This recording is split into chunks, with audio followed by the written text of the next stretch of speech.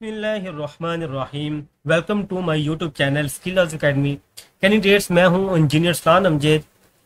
आज बीपीएससी यानी कि बलूचिस्तान पब्लिक सर्विस कमीशन ने सब इंजीनियर बीपीएस 11 के लिए आज उसने इस इम्तिहान को, इस एग्ज़ाम को कंडक्ट किया है।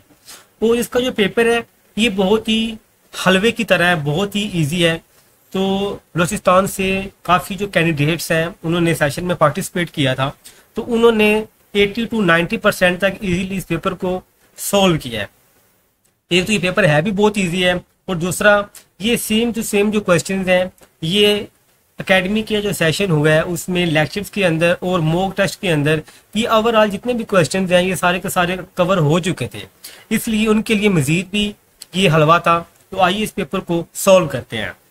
सॉल्व करने से पहले मेरी आपसे गुजारिश है कि आप मेरे चैनल पे नए हैं तो प्लीज़ चैनल को सब्सक्राइब कर लें, वीडियो को लाइक लाजमी किया करें और कमेंट सेक्शन के अंदर अपनी राय का इजहार किया करें, ताकि मुझे भी पता चले कि कौन कौन कैंडिडेट्स कहाँ कहाँ से वॉच कर रहे हैं। और मज़ीद इस तरह की वीडियोस के लिए आप मुझे कमेंट सेक्शन में बोला करें, किसी एग्जाम का रेफरेंस दे दिया करें तो मैं उसको सॉल्व करके आपके लिए जो वीडियो है अपलोड करता रहूँ। आइए जी वीडियो को स्टार्ट करते हैं। हमारा सबसे पहले क्वेश्चन है, commonly percentage of steel used in beam is. तो बीम में 2% आमतौर पर स्टील को यूज किया जाता है। सेकंड नंबर पे है, specific weight of steel. Steel की डेंसिटी पूछी जा रही है, स्पेसिफिक वेट और डेंसिटी सेम होती हैं।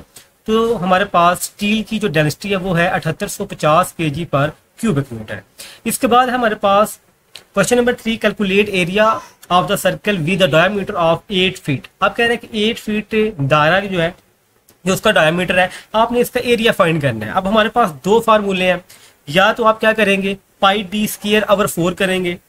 इसका मतलब है कि आपने डाई का स्केल लेना है, डाई का स्केल लेके पाई के साथ आपने मल्टीप्लाई कर देना है और 4 के ऊपर आपने डिवाइड करना है, तो आपके पास आंसर आ जाएगा। या सिंपली एक और भी हमारे पास रास्ता है कि पाई आर स्क्वायर। आर का मतलब होता है रेडियस, रेडियस डायमीटर का हाफ होता है, तो आप डायमीटर को हाफ कर देंगे 4 का आपने स्केल ले लेना है। 4 का स्केल लेने के बाद जो आपके पास आंसर आएगा उसको आपने पाई के साथ मल्टीप्लाई कर देना है, तो आपके पास आंसर आ जाएगा। इसमें मोस्ट जो अप्रोप्रिएट है वो हमारे पास है 50.25 स्क्वायर फीट। असल में जो इसका आंसर है ये 50.26 आता है। अब हमारे इन चारों आंसर में से जो करीब तरीन है वो यही है। इसके बाद है हमारे पास question number 4, the ability of a member to retain its equilibrium configuration under loading is called. तो ये हमारे पास इलास्टिसिटी की डेफिनेशन है, सिंपल सी। इसके बाद हमारे पास 5 नंबर पे, और after one of the roof of truss that receive the load is called. तो ये हमारे पास एक कॉमन राफ्टर होता है जो कि लोड को रिसीव करता है। इसके बाद question number 6, due to hook in steel bar the extra length of steel is taken as a dash, here D is the diameter of bar used. जब आपने हुक को प्रोवाइड करना होता है तो जो एक्स्ट्रा लेंथ होती है उसका फार्मूला हमारे पास है 9D। इसके बाद हमारे पास question number 7, a bridge not at right angle to the water flow in a plane is called. ऐसा ब्रिज जो कि राइट एंगल के ऊपर नहीं होता उसको स्क्यू ब्रिज कहा जाता है। इसके बाद हमारे पास question number 8, volume of 1 bag of cement is. 1 bag cement का वॉल्यूम कितना होगा, जो कि 1.2 CFT है। इसके बाद question number 9, thickness of general plastering work is kept as. Plaster के लिए हम मोस्टली 12 mm को मोस्टली आम यूज करते हैं। इसके बाद हमारे पास number of bricks required for 1 cubic metre dry brick work is. मैं अपने लेक्चर्स के अंदर और मॉक टेस्ट के अंदर काफ़ी सारे जो MCQs हैं इस तरह के मैंने बनाए हुए थे। तो मैंने लेक्चर में भी आपको बार बार बताया था कि आपने ड्राई ब्रिक मैसनरी और वेट ब्रिक मैसनरी में आपने फ़र्क रखना है। वैसे तो जो 1 cubic मीटर है उसमें आपकी 500 ईंटें आती हैं विद मॉर्टर, लेकिन ड्राई का मतलब ये है कि आपने ईंटों को वैसे ही जोड़ देना है, उसमें आपने कोई मैसनरी नहीं करनी, उनके दरमियान कोई सीमेंट नहीं है। तो इस सूरत में 1 cubic मीटर के अंदर आपकी 550 ईंटें आएंगी। इसके बाद हमारे पास question number 11, an activity that doesn't consume time and material is called. ऐसी एक्टिविटी जो ना ही टाइम को कंज्यूम करती है और ना ही मटेरियल, यानी कि इसमें एक तो आपका जो टाइम है वो कंज्यूम नहीं होता, दूसरे नंबर पे जो आपका रिसोर्स है, रिसोर्स में आपकी कॉस्ट भी होती है, लेबर भी होती है, मटेरियल भी होता है, तो इसमें कोई भी चीज यूज नहीं हो रही, तो ऐसी एक्टिविटी को डमी एक्टिविटी कहा जाता है। इसके बाद हमारे पास question number 12, earth moving machine having to loose the earth is called. अब ये बताना कि ऐसी कौन सी मशीनरी जो कि मिट्टी को नरम करने के लिए बनाई जाती है और इस मशीनरी के दांत भी होते हैं, इस चीज को रिपर कहा जाता है। इसके बाद हमारे पास question number 13, aeration of water is done to remove. Aeration होती है कि आपने पानी में ऑक्सीजन को हल करना होता है और कार्बन डाइऑक्साइड को खारिज करना होता है। इसका मकसद ये है कि आपने पानी से जो ऑर्डर होती है, गंदी स्मेल होती है, महक होती है, उसको खत्म करना होता है। इसके बाद क्वेश्चन नंबर हमारे पास 14 है, the limit at which the soil change from semi solid to solid without change in volume. ये श्रिंकेज लिमिट की डेफिनेशन दी गई है। इसके बाद है determining liquid limit of soil, depth of groove. Candidates, मैंने 1000 दफा अपने लेक्चर में आपको ये बताया था कि लिक्विड लिमिट को फाइंड करने के लिए कैसा ग्रेंडा ऑपरेटर्स का यूज किया जाता है। फिर उसमें आप क्ले को डाल के आप 25 ब्लोज लगाते हैं। 25 ब्लोज के बाद जब आप उसमें ग्रूव लगाते हैं, जड़ी लगाते हैं, तो उस जड़ी की जो गहराई होती है वो 10 mm होती है। ये आज का क्वेश्चन आपके एग्जाम में आ चुका है। इसके बाद है the furnace created for burning of solid waste is called. तो सॉलिड वेस्ट को जिस जगह पे हम जलाते हैं उसको क्या कहते हैं, वो इंसिनरेटर होता है। इसके बाद हमारे पास limit of nitrogen dioxide in air permissible in residential area, तो ये हमारे पास 40% होती है। इसके बाद है question number 18, acidity in water is called due to carbon dioxide, iron sulphates, mineral acids, all of the above. ये ऑल ऑफ द अबव है क्योंकि इन तीनों की मदद से पानी के अंदर तदबीर बनती है। इसके बाद है chemical responsible for initial setting time of cement is. Candidates, मैंने आपको इस बात पे बहुत जोर दिया था कि आपने इनिशियल सेटिंग टाइम और इनिशियल स्ट्रेंथ के ऊपर आपने ध्यान देना है। तो मैंने आपको बताया था कि जो हमारे पास अर्ली स्ट्रेंथ होती है, यानी कि इनिशियल यानी कि अर्ली, जो सबसे पहले सीमेंट जिसकी वजह से सख्त होना शुरू हो जाता है, वो होती है हमारे पास ट्राई कैल्शियम सिलिकेट। और ऐसा अज्जा, ऐसा इंग्रेडिएंट जिसकी वजह से सीमेंट के अंदर इनिशियल सेटिंग टाइम होती है, वो हमारे पास ट्राई कैल्शियम एल्यूमिनेट होता है। ये हमारे पास करेक्ट ऑप्शन है इसका सी। इसके बाद हमारे पास question number 20, percentage of silica in manufacturing of ordinary Portland cement is. तो आम ओपीसी के अंदर सिलिका की कितनी मिकदार होती है, जो कि 17 से 25% तक होती है। इसके बाद हमारे पास question number 21, lime present in cement causes. चूना जो होता है ये सीमेंट के अंदर किस चीज का बायस बनता है, soundness, strength, both A and B, control, temperature. तो आपने याद रखना है जो लाइम है, एक तो लाइम आपका बाइंडिंग मटेरियल भी है, और सेकेंडली आपने पढ़ा होगा कि चूने में जब आप पानी डालते हैं तो इसका वॉल्यूम अपने असल वॉल्यूम से 2 से 3 गुना बढ़ जाता है, जिसको साउंडनेस कहा जाता है। तो इसका मतलब है कि जब ये चूने को हम सीमेंट में इस्तेमाल करते हैं तो एक तो सीमेंट का वॉल्यूम भी बढ़ेगा, जिसको साउंडनेस कहते हैं, एंड सीमेंट की जो स्ट्रेंथ होती है वो भी होगी। तो इसका मतलब है हमारे पास साउंडनेस एंड स्ट्रेंथ ये दोनों ठीक है। तो इसका हमारे पास करेक्ट ऑप्शन है C, both A and B. इसके बाद हमारे पास question number 22, change in length per unit length is called strain.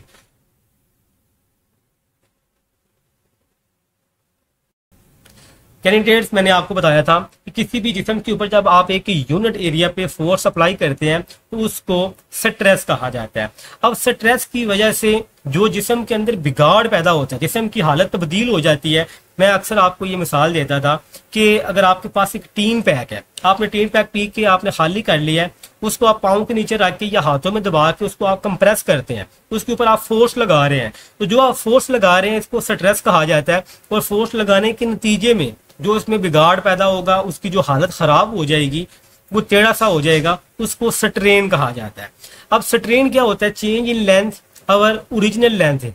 अब इसने वही आपसे स्ट्रेन का फार्मूला पूछ लिया है जो मैंने आपको बताया था कि लैम्डा एल अवर एल, तो ये स्ट्रेन का पूछ रहा है।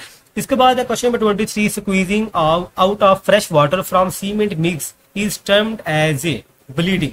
जब फ्रेश कंक्रीट के अंदर पानी ऊपर वाली सतह पे आ जाता है तो इस चीज को ब्लीडिंग कहा जाता है। इसके बाद हमारे पास increase in strain due to continuous load is termed as, continuous यानी कि मुसलसल लोड की वजह से जो स्ट्रेन या जो बिगाड़ पैदा होता है उसको क्रीप कहा जाता है।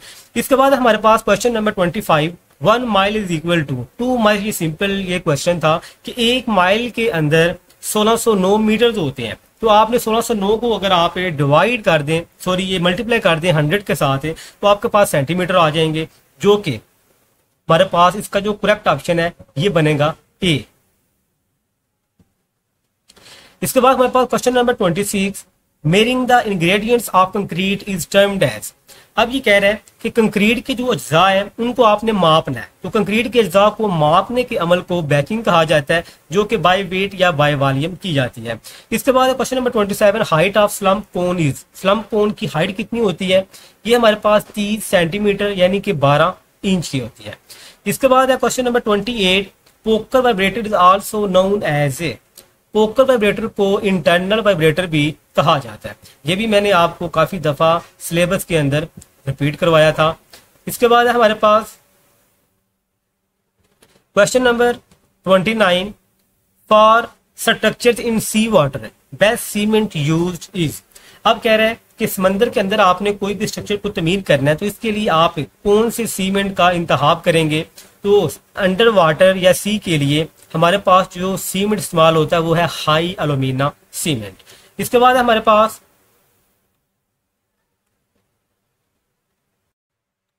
Question number 30, which among the following soil is most unsuitable for engineering structures. अब इंजीनियरिंग के हवाले से ऐसी कौन सी मिट्टी है जो कि सूटेबल नहीं है, अनसूटेबल है? क्ले, सिल्ट एंड सैंड का हम यूज करते हैं।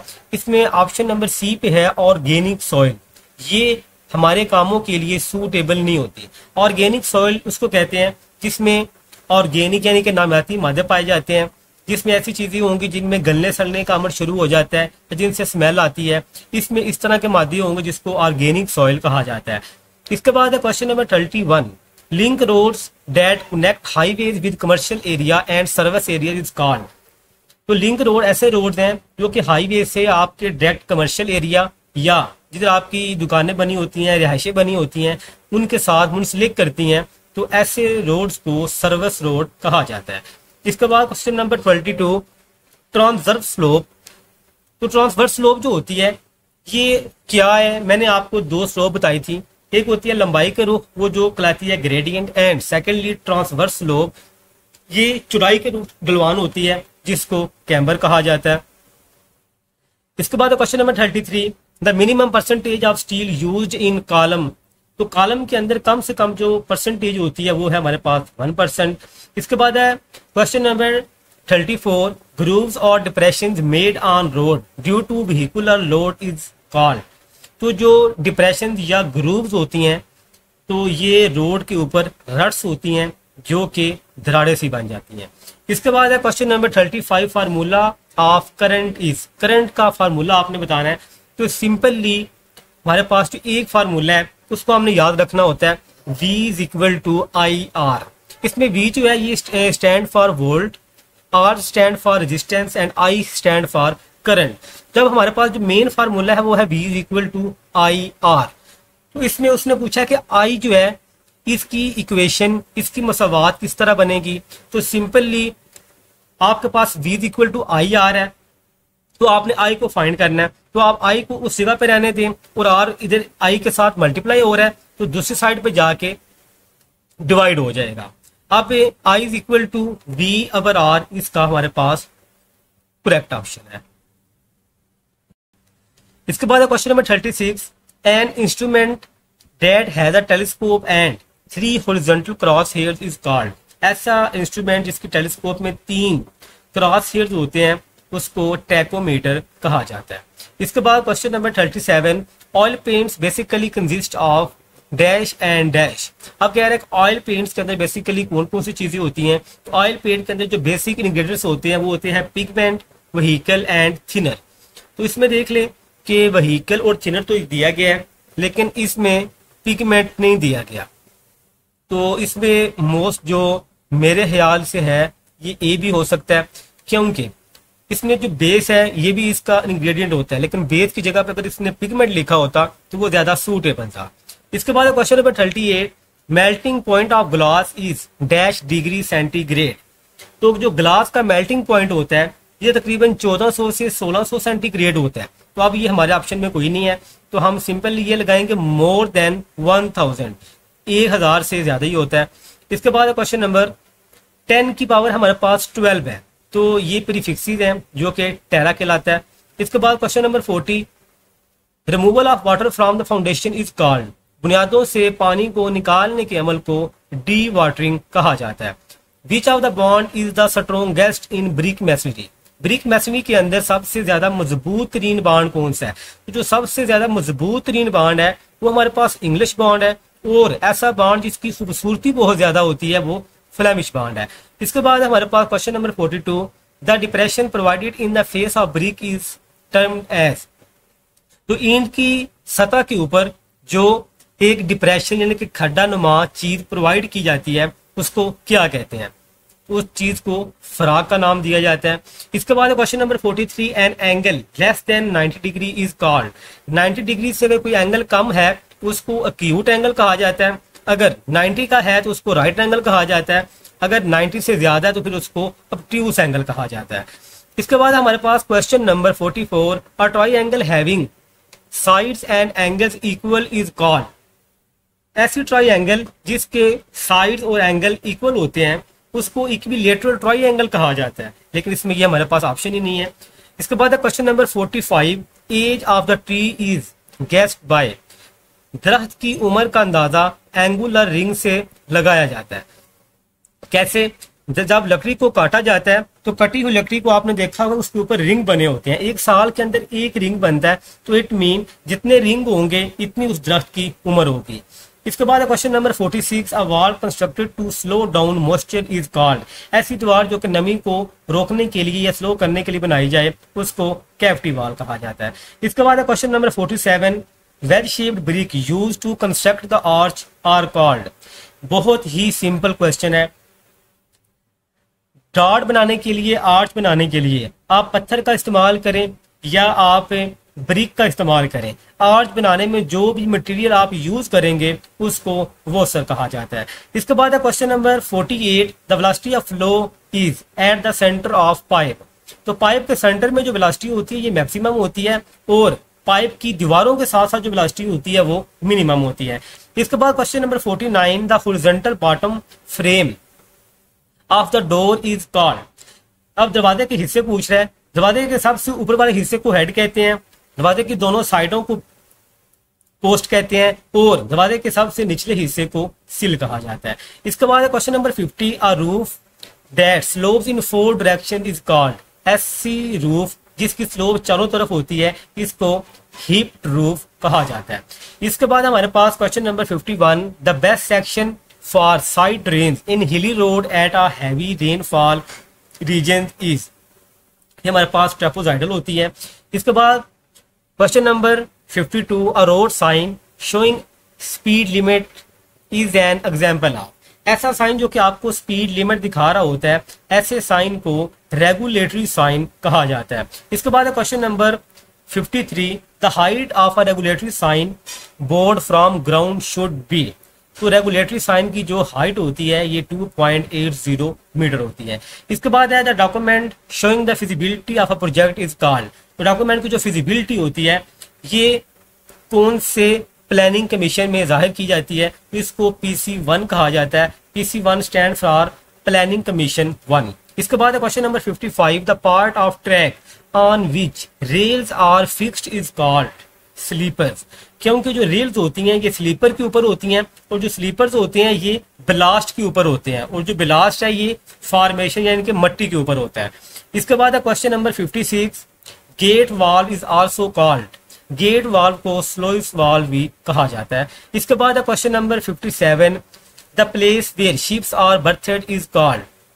जिधर आके आपके जो शिप्स होते हैं उनको बांधा जाता है तो इसको हार्बर कहते हैं। इसके बाद question number 58, bent up bars are provided in beam to resist. तो ये डायगोनल शेयर को बर्दाश्त करने के लिए प्रोवाइड की जाती है। इसके बाद है tensile strength as a compare to compressive strength of concrete is about %। मैंने आपको बताया था कि जो कंक्रीट होती है ये कंप्रेसिव में बहुत ज्यादा मजबूत होती है लेकिन टेंशन में वीक होती है। तो फिर भी कंक्रीट के अंदर जितनी इसकी कंप्रेसिव स्ट्रेंथ होगी उसका 10% इसके अंदर टेंशन भी होती है। अगर आपका जो स्ट्रक्चर है उस पे जो ताकतें लगेंगे अगर वो 10% से कम ही है तो फिर आपको स्टील प्रोवाइड करने की जरूरत नहीं होती। अगर जो आपके पास टेंसाइल स्ट्रेंथ लग रही है अगर वो इसके 10% से ज्यादा आ रही है तो इस सूरत में आप स्टील को या सरिये को यूज करते हैं। तो इसका हमारे पास करेक्ट ऑप्शन है 10। इसके बाद है the maximum spacing of main bars in slab dash where d is the dia of bar and h is effective depth. Main bar की जो स्पेसिंग होती है वो 3D होती है। इसके बाद है question number 61, it has an event oriented diagram. इसमें हमारे पास पर्ट भी है और CPM भी है। PERT stand for programme evaluation review technique and CPM stand for critical path method. इसके बाद हमारे पास question number 62, soft wood is produced by. अब जो नरम लकड़ी होती है वो कौन से दरख्त से हासिल की जाती है? आपने याद रखना कि जो शीशम है, शीशम के दरख्त से सख्त तरीन जो लकड़ है वो हासिल की जाती है, हार्ड वुड होती है, और जो तीक है इससे सॉफ्ट वुड हासिल की जाती है। इसके बाद हमारे पास question number 63, if the pH value of water is less than dash water is not suitable for cultivation. अगर 7 से कम होगी तो फिर वो कल्टीवेशन के लिए सूटेबल नहीं है क्योंकि इसमें फिर वो तजब्बियत बढ़ जाएगी। इसके बाद हमारे पास question number 64, filling the cavity under concrete in roads under pressure is termed as. तो जब आप कंक्रीट के रोड के नीचे से जब आपका जो मटेरियल है वो निकल जाता है या खराब हो जाता है तो नीचे स्लश बन जाती है। तो इस चीज को फिल करने के लिए, भरने के लिए आप प्रेशर के साथ नीचे सीमेंट को भर देते हैं, जिसको मड जैकिंग कहते हैं। इसके बाद question number 65, adding water to quick lime is termed as. जब आप एक क्विक लाइम में पानी डालते हैं इस पानी डालने के अमल को स्लैकिंग कहा जाता है, और पानी डालने के बाद जो चूना आपको हासिल होता है उसको स्लैक लाइम या हाइड्रेटेड लाइम कहा जाता है। इसके बाद question number 66, cement plaster should be cured for at least. Cement का जो प्लस्तर होता है इसको कम से कम कितने दिन के लिए इसकी क्यूरिंग की जाती है, इसको पानी लगाया जाता है? तो इसका मिनिमम जो पीरियड है वो है 7 डेज। इसके बाद है pipes for water supply must be laid at least 10 centimetre below ground. जब आपने वाटर सप्लाई के लिए आपने पाइप डालने हैं तो वो ऊपर जमीन से कम जो नीचे है ये 75 सेंटीमीटर नीचे होने चाहिए, यानी कि आपके पाइप के ऊपर 75 सेंटीमीटर जो मिट्टी की तय वो होनी चाहिए ताकि पाइप जो है वो टूटे ना। इसके बाद question number 68, pump is suitable for low head. ये क्वेश्चन बहुत इंपॉर्टेंट है। मैंने आपको बताया था कि जो रोटरी पंप होता है ये इसलिए यूज किया जाता है कि जिस जगह पे डिस्चार्ज और हेड दोनों लो हो, यानी कि जो पानी की मिकदार है वो भी कम है और आपने जितनी हाइट के ऊपर पहुंचानी है वो हाइट भी कम है, तो इसके लिए जो रोटरी पंप होते हैं उनका यूज किया जाता है। इसके बाद है सेंट्रीफ्यूगल पंप। सेंट्रीफ्यूगल जो पंप होते हैं इनका डिस्चार्ज ज्यादा होता है लेकिन हेड कम होता है।